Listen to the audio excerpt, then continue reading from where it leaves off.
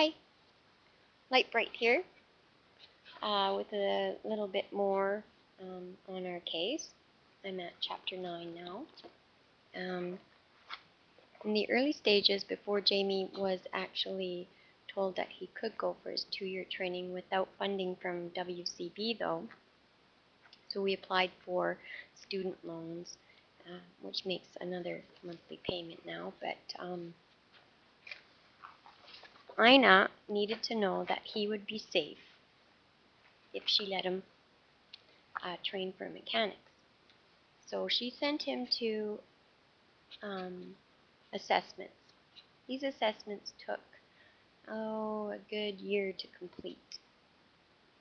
And time is what we're all probably kind of upset, because with time, like I say, time is money.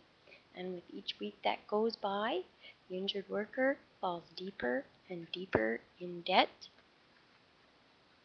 Never mind depressing. Anyways, Ina had sent him to a Dr. Hatch in Kamloops. And there, Jamie said he had discussed his case with Dr. Hatch. Now, as you know, through this whole issue, we had to develop strategies to help Jamie function. So before he was actually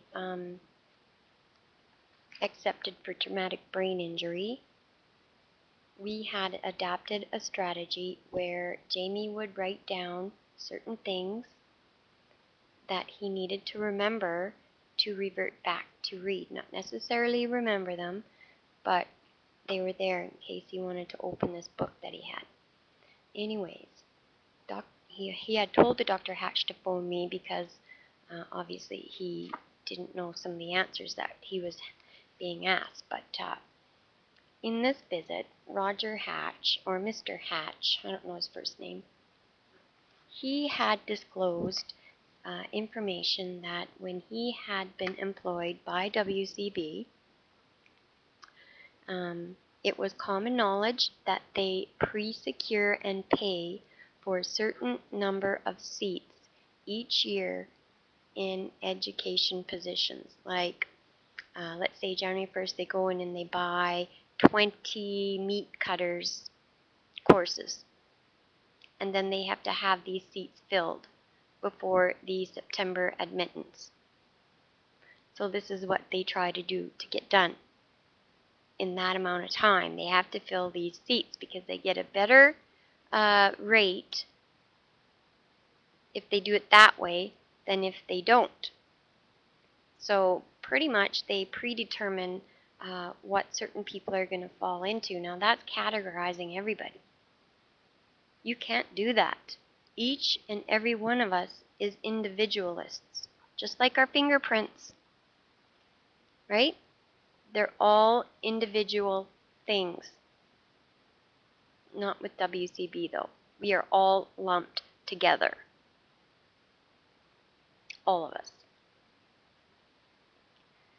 So I wonder how many seats they had left when Ina put my husband down as the pipe fitter that would actually be able to make $1,000 a day.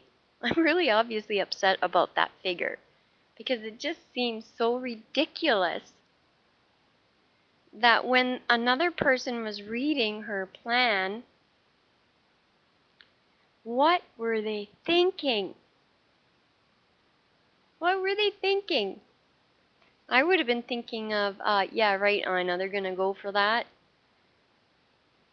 But anyways, it didn't really matter because when they do the paperwork and all that, I guess it's just going down the way they go down. But some of them put up a fight. Some of us put up a fight. And the ones who fight are pretty weary by the time everything comes down. Never mind, more in debt than ever. More in debt than ever. Okay, so I had been mentioning to our case manager that Jamie was having memory difficulties, and he still had his headaches. Now, I was asking Colin why they did not proceed to figure out why Jamie was having such bad headaches. I made an argument, and finally our case manager sent Jamie for a CT scan of the head in Cranbrook. Now when that report came back, it was determined that there was an infection behind the brow bone of the side of his face that was smashed. So there was an infection there. So that was probably a whole year of having an infection.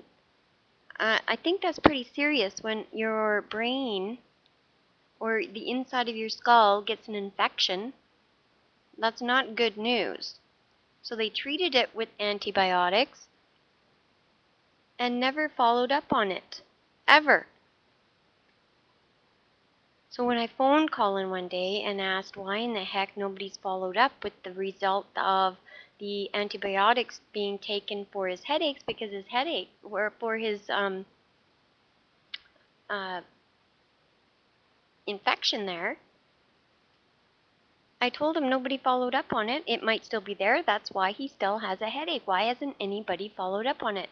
Anyways, I asked him to send Jamie for an assessment on his memory, because it was very noticeable to me, even though Jamie didn't want to have it revealed for fear of being cut off funding and then having no job. At this point, that's all he could think about, my husband. He was very, very, very worried about not being able to support his family. That was a worry that was constant. So finally, well, the first time I asked him, Colin sent me a letter and said, no, I am not going to send him to get a test to see if his memory was affected. Well, I had to review that decision, and when that review came back, they actually allowed him to go to Vancouver and get a traumatic brain injury test done. He spent 2 days in Richmond, and he was seen by the head psychologist for WCB. He was given a test. That was July 15th or June 15th of 2007. The report came back on August 30th, and in it, it said that Jamie has sufficient deficiencies with his memory. He was also wondering why nobody had given Jamie any help with regards to this. So when it came back, Colin was to get an occupational therapist to come to work with Jamie's memory. This was now 5 years into his traumatic brain injury. It was accepted in February 7th. Colin Holt accepted the traumatic brain injury due to a review board panel decision. So with this finally coming to terms, after he finally listened to me, it's going to change everything, right from the top to the bottom. Top to the bottom. They deemed him 46%. And with that deeming, they granted him a disability award.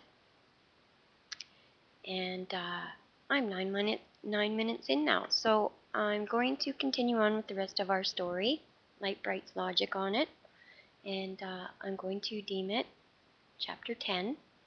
So please check back in, and maybe as a group, we'll spark some change.